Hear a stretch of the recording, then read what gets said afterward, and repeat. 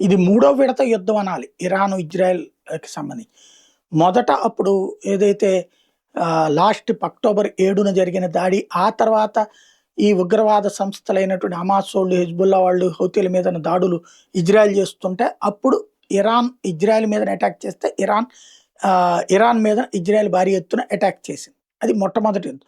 18 రోజుల తర్వాత యుద్ధ విరమణ ఎవరికాళ్ళు. తర్వాత మొన్న బిగిన్ అయింది యుద్ధం. మాట్లాడుకున్నాం. ఇజ్రాయెల్ని ఆగమని చెప్పింది అమెరికా. అది చివరికి శాంతి చర్చలు కూడా జరిగిపోయి సంతకాలు కూడా పెట్టేసి. ఇప్పుడు జరుగుతున్నది మూడవ యుద్ధం అనాలి. ఈ దఫా అమెరికానే ఇరాన్ మీద దాడులు చేస్తుంది. ఇరాన్ తనంతా డిఫెండ్ చేసుకుంటోంది. గల్ఫ్ దేశాల మీద దాడులు చేస్తుంది. ఇప్పుడు ఇంతవరకు ఈ దఫా ట్రిప్లో, ఈ మూడో ట్రిప్లో ఇజ్రాయెల్ని యుద్ధంలోకి దిగనివ్వలేదు అమెరికా.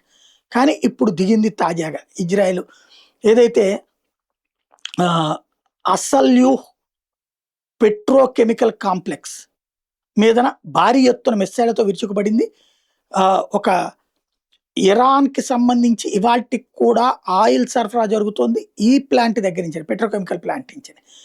పెట్రోల్ డీజిల్ కంటే పెట్రోకెమికల్స్కి మంచి విలువ ఉంది. వాటిని అమ్ముకునేటటువంటిది వాళ్ళ దగ్గర ఆ ఉత్పత్తి కెపాసిటీ ఉంది. వాటిని ధ్వంసం చేయడం, తగలబెట్టడం అన్నటువంటిది సంచలనం సృష్టిస్తోంది. ఓవరాల్గా 500 మంది వరకు ప్రాణాలు కోల్పోయి ఉంటారన్నటువంటిది ఇజ్రాయెల్ నమ్ముతోంది.